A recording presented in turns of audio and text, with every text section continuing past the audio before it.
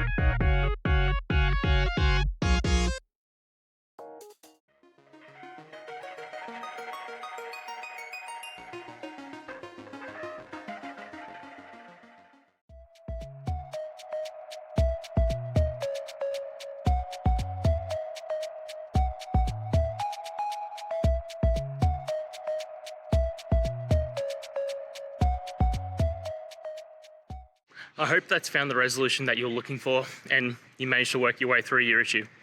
Please, if it did help, hit subscribe. I'd really appreciate it. And until the next technical time you need help, have a good one.